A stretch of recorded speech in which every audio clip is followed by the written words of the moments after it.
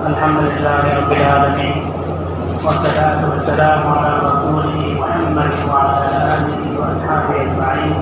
قال رسول الله صلى الله عليه وسلم: صلاة في مسجدي هذا خير من 1000 صلاة فيما سواه إلا المسجد الحرام. وقال: ما بين بيتي ومنبري روضة من رياض الجنة ومنبري على حوضي. صدق رسول اللہ صلی اللہ علیہ وسلم. معزز سامعین کرام حضرات، ہجرت کے پہلے سال جب ابھی مدینہ نہیں پہنچے، باہر ہی ہیں، 5 دن 12 دن یا 25 دن وہاں قیام فرمایا، اور اتنے ہی دن میں آپ صلی اللہ علیہ وسلم نے وہاں مسجد کی بنیاد رکھی اور مسجد تعمیر فرمائی.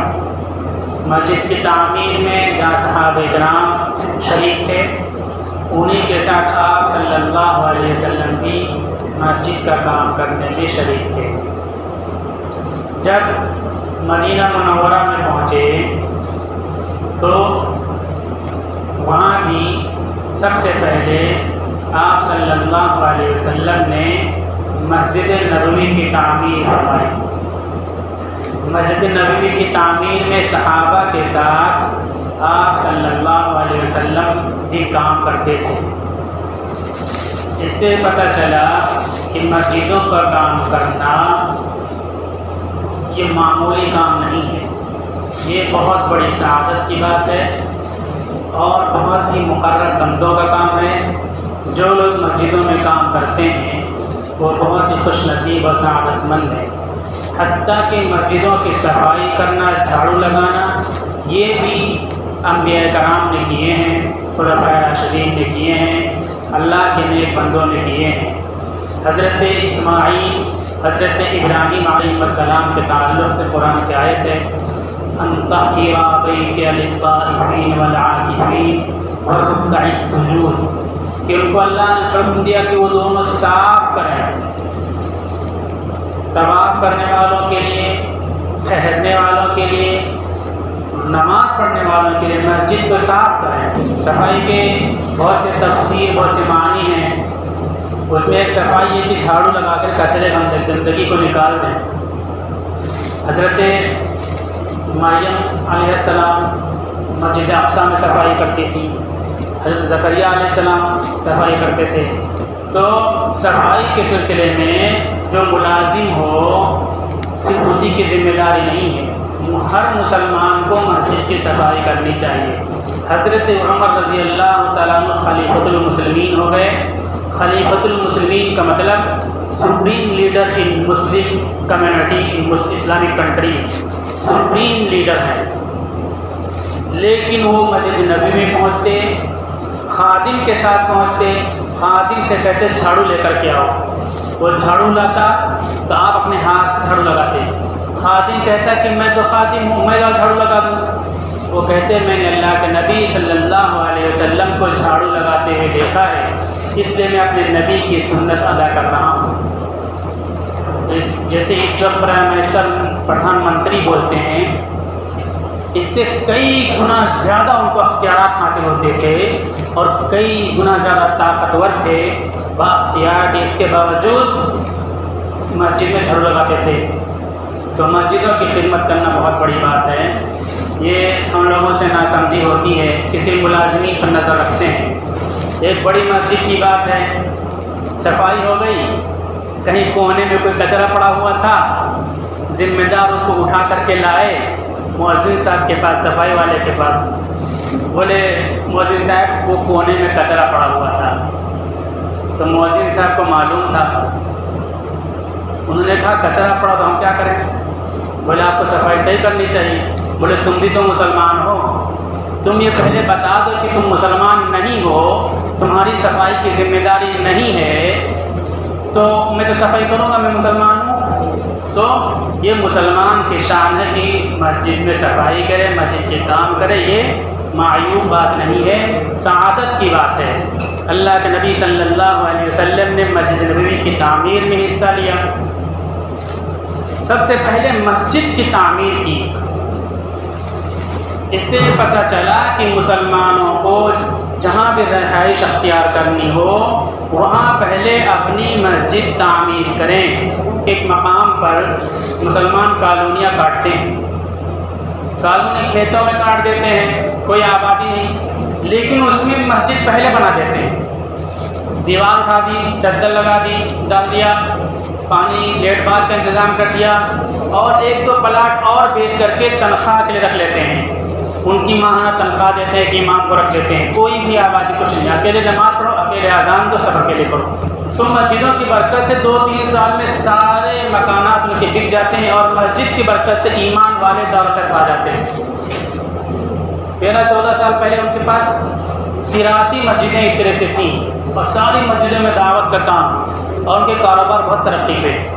تو مسلمان کی یہ پہچان، ہم نے صحابہ کی مثال پیش کی تھی، عروج میں مسلمان لوٹنے لگے تو بادشاہ نے روکنا چاہا تو انہوں نے کہا کہ ہم جہاں رہتے ہیں مسجد ہم بنا کے رہتے ہیں، ہماری مسجد بہت بڑی ضرورت ہے، اپنا کے لیے گھر نہیں مانگا انہوں نے، گھر تو اپنے پیسے سے کما کر کے بنا لیں گے، مسجدیں ہم کو جوڑنے کا ذریعہ ہیں، ہماری بقا تحفظ کا ذریعہ ہیں، اس لیے ہم کو مسجدوں کی بہت زیادہ فکر کرنی چاہیے، اس کی خدمت کرنی چاہیے، اس کی ضروریات کا خیال رکھنا چاہیے، اور مسجد کے کسی کام کو عار نہیں سمجھنا چاہیے، سعادت سمجھنی چاہیے۔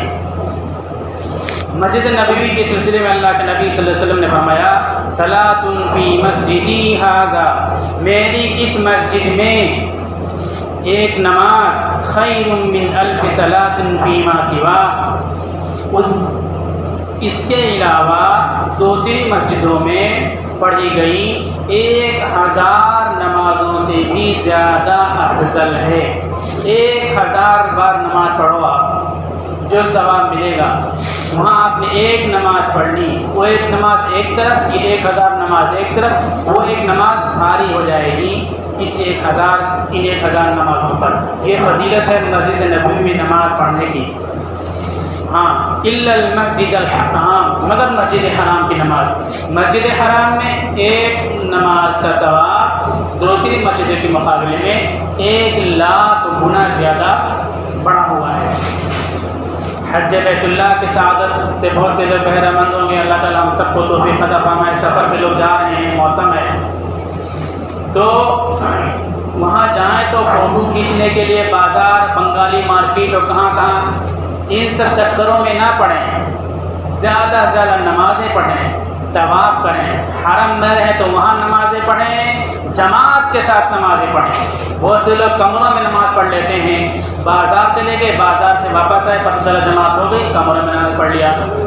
مسجد میں مسجد کے امام کے پیچھے مسجد کی جماعت میں نماز پڑھنے کی جو فضیلت ہوگی وہ کئی لاکھ گنا ہو جائے گی۔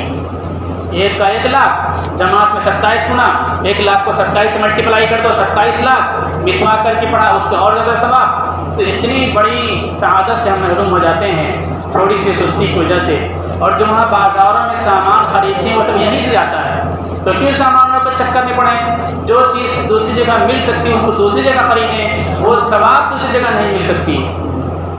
مسجد نبوی کی فضیلت بیان کرتے ہوئے رسول اللہ صلی اللہ علیہ وسلم نے دوست کی بات بیان فرمائی، ما بین بیتی و منبری روضۃ من ریاض الجنہ، میرے گھر اور میرے ممبر کے درمیان جنت کے باغوں میں سے ایک باغ ہے، ومنبری علی حوضی، اور میرا ممبر میرے حوض پر ہے، حوض کوثر جو میدان محشر میں رسول اللہ صلی اللہ علیہ وسلم جو کو ملے گا، جس سے ایک مرتبہ جس کو پانی مل جائے وہ جنت میں جانے تک پیاسا نہیں ہوگا۔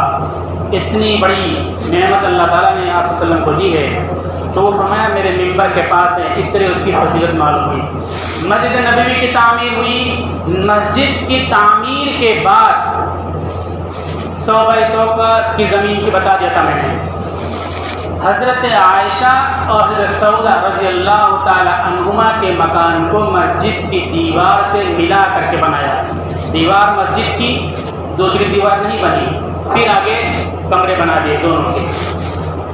اس کے بعد اپنے اہل و عیال کو بھی بلا لیا، حضرت فاطمہ رضی اللہ تعالی عنہا بھی آئیں، ان کے لیے الگ سے کمرہ بنایا، حضرت فاطمہ الگ رہیں گی، حضرت سودا الگ رہیں گی، حضرت عائشہ الگ رہیں گی مسجد سے متصل۔ اس سے ایک بات یہ معلوم ہوئی کہ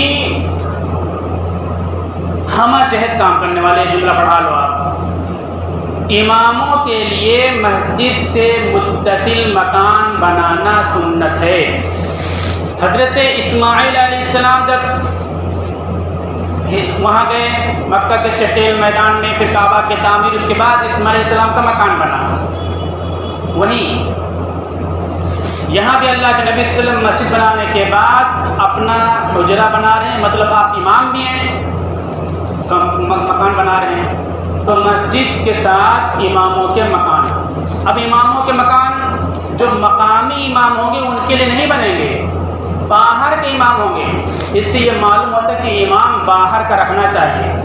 چنانچہ بخاری اور دوسری روایتیں ہیں کہ امامت کا زیادہ اہل کون ہے؟ آپ نے فرمایا اقرأہم قرآن زیادہ پڑھا ہوا ہو۔ صحابہ جو قرآن زیادہ پڑھے ہوئے ہوتے تھے، معنی مطالع سنتے تھے، قرآنی علم پر ان کو بہت زیادہ عبور حاصل ہو۔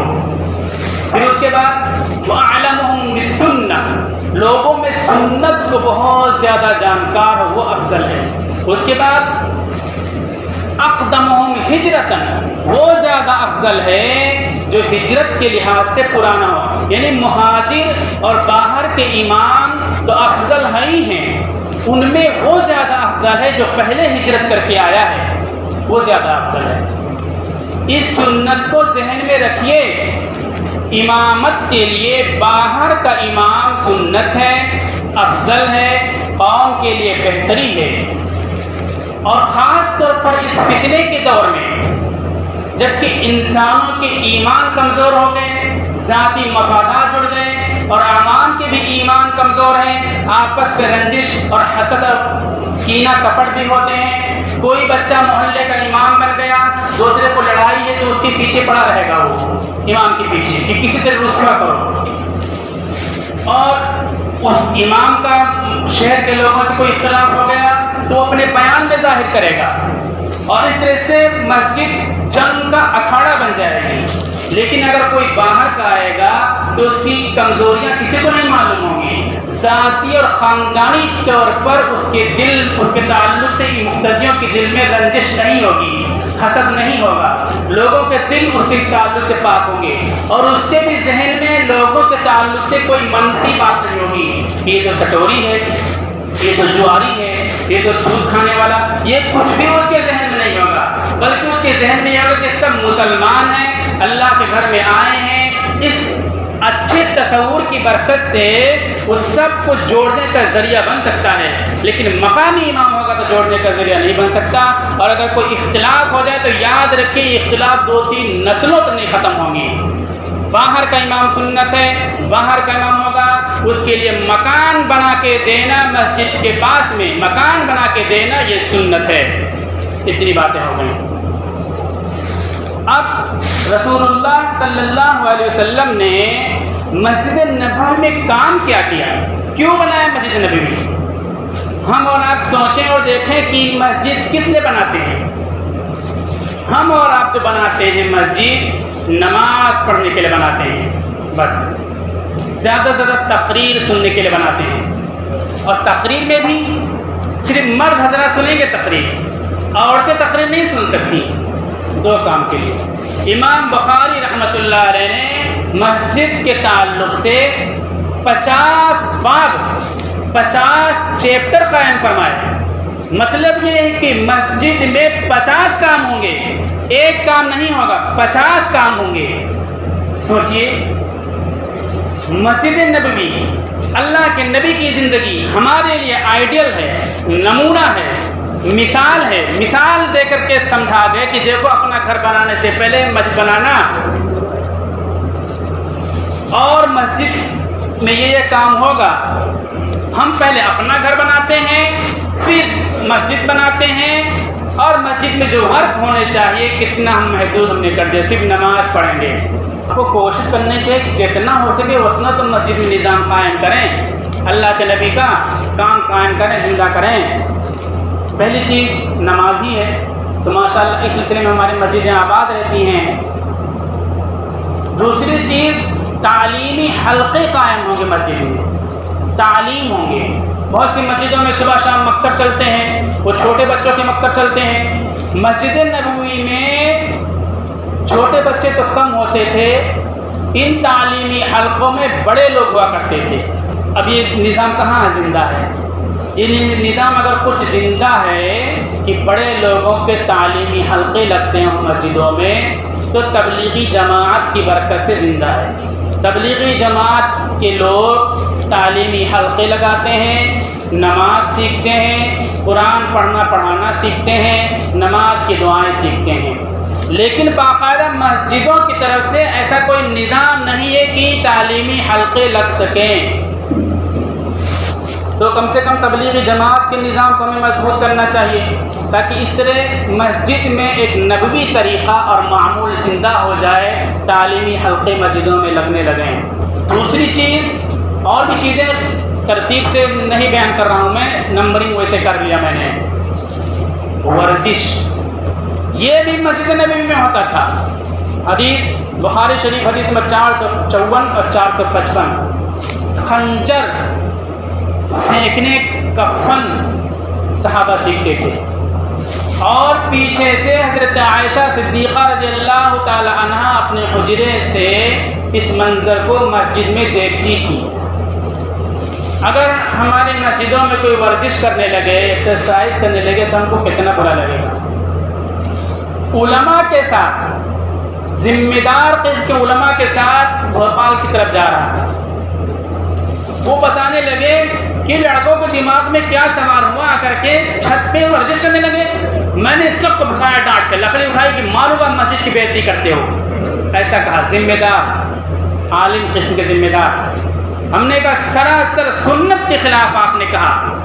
سنت یہ تھی کہ اور ان کو بلاتے، بہت اچھی بات ہے، ہم بھول گئے تھے، ہم نے نہیں پڑھا تھا، ہمارے علم میں نہیں تھا، لیکن یہ سنت ہے اللہ کے نبی صلی اللہ علیہ وسلم کی۔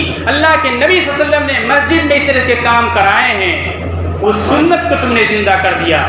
مسجدوں کے ادب کے سلسلے میں حکیم الامت حضرت تھانوی رحمۃ اللہ علیہ بہت زیادہ حساس اور سینسٹیو ہیں۔ نکاح کے باب میں کہتے ہیں کہ نکاح مسجد میں ہونا چاہیے، چونکہ سنت ہے مسجد میں نکاح۔ کچھ لوگوں نے کہا جب نکاح مسجد میں ہوتا ہے تو شور بہت ہوتا ہے۔ آپ نے فرمایا نکاح میں اگر شور ہوتا ہے تو شور کو روکا جائے گا، نکاح کو نہیں روکا جائے گا۔ ایک عمل جو جس میں صرف شور ہی ہوتا رہتا ہے، وہ یہ کھیل، حربی فن سیکھنے کا کام، یہ اللہ کے نبی نے مسجد میں کیا، اس میں تو شور ہوتا ہی ہوتا ہے۔ آواز نکالتے، کوئی چیز پھینکیں گے، ادھر کیچ کریں گے تو آواز نکالتے ہیں منہ سے، اس شور کو منع نہیں فرمایا۔ تو یہ نکاح میں شور ہوتا ہے ایک سنت کی ادائیگی کے لیے، تو اس شور کی وجہ سے نکاح کی سنت مسجد میں نہیں چھوڑی جا سکتی، اس شور کو روکا جائے گا۔ تو یہ چیز ہم نے بالکل چھوڑ دی ہے۔ کوئی اگر انگڑائی لے لے، لیٹ جائے کچھ، تو ہم اس پر اعتراض کرنے لگتے ہیں۔ مسجد نبوی میں تعلیمی حلقے بات آ گئی۔ ایک ریزیڈنشیل اسکول تھا، اقامتی رہائشی مدرسہ تھا، جس میں باہر کے لوگ تعلیم حاصل کرتے اور رات میں سوتے تھے، کھانا لوگ دے دیتے، کھا لیتے تھے۔ مسجد میں رہائشی مدرسہ، باہر کے لوگ، مقامی نہیں، ریزیڈنشیل مطلب باہر سے لوگ آئیں گے۔ ابھی کچھ جبہ دستار کی شکل میں لوگ اس منافقت کو پھیلاتے ہیں کہ مدرسے میں باہر کے لوگوں کا داخلہ نہیں ہوگا۔ در مسجد نبوی میں جو مدرسہ اللہ کے نبی نے قائم کیا، صرف باہر کے لوگ تھے، اس میں مقامی ایک بھی نہیں تھے، رہنے والے ایک بھی مقامی نہیں تھے۔ ابھی ہمارے مدرسے جو قائم ہوتے ہیں اس میں یہ سوچ پیدا کر دی گئی کہ باہر کے لوگوں کا داخلہ نہیں ہوگا، مقامی لوگوں کا داخلہ ہوگا، مقامی فائدہ اٹھانے، مقامی پڑھیں گے۔ جملہ بہت اچھا لگتا ہے، لیکن یہ اسلام سے متصادم منافقت کا ترجمان ہے، منافقوں کی سوچ ہے۔ اسلام کی کوئی سرحد نہیں ہوتی ہے اور کوئی سرحدی باڑہ نہیں ہوتا مسلمانوں کا۔ اللہ کے نبی نے فرمایا صحابہ کو، مختلف صحابہ کو، تمہارے پاس لوگ دور دراز علاقوں سے دین کی تعلیم حاصل کرنے کے لیے آئیں گے، تو ان کے ساتھ تم خیر کا معاملہ کرنا، بھلائی، محبت، اکرام کا معاملہ کرنا۔ یہاں کیا ہوا، ہم نے بورڈ لگا دیا کہ باہر کے لوگوں کا داخلہ نہیں ہوگا۔ کتنا الٹا ہمارا نظام کھڑا ہو گیا، سنت سے ٹکراتا ہوا خیال ہمارے دل دماغوں میں پل رہا ہے۔ باہر کے لوگ پڑھیں گے، باہر کے لوگوں کے لگنے کا نظام۔ ریاستی انتظام، پورے ملک کا، پورے اسٹیٹ کا نظام مسجد میں کھڑا کیا گیا۔ ہم مسجدوں میں بیٹھ کر کے اگر الیکشن کے تعلق سے بات کر لیں تو مسجدوں میں خون خرابہ کی نوبت آ جائے۔ اللہ کے نبی مسجد میں سارے منصوبے، سارے پلان، سارے مشورے ریاستی کیا کرتے تھے۔ ہم کو الیکشن، سیاست، ان چیزوں کو دین سے الگ نہیں سوچنا چاہیے۔ جو بھی راستے ملت کے، قوم کے، دین کی حفاظت کے لیے، اشاعت کے لیے ہو سکتے ہیں، ان تمام طریقوں کے بارے میں مسجد میں غور کرنا یہ سنت ہے، مشورہ کرنا یہ سنت ہے۔ ہم نے سیاست کو دین سے ہٹا دیا۔ اگر کوئی بیچارہ سیاست میں جائے تو اس کو ہم بالکل مجرم ہی سمجھتے ہیں۔ یہ سراسر مسجد نبوی کے نظام، اللہ کے نبی کی تعلیم کے خلاف ہے۔ رفاہی کام، آپ صلی اللہ علیہ وسلم نے مسجد کے ذریعے سوشل ورک، رفاہی کام کیا۔ محلے پڑوس کے غریبوں، یتیموں، محتاجوں کے بارے میں تفصیلات جمع کرتے، ان کو تعاون پہنچاتے۔ بہت سے غیرت مند باحمیت اپنے ناموں کو ظاہر نہیں کر سکتے کہ گھر میں فاقہ ہے یا جیب میں دوا کے لیے پیسہ نہیں ہے۔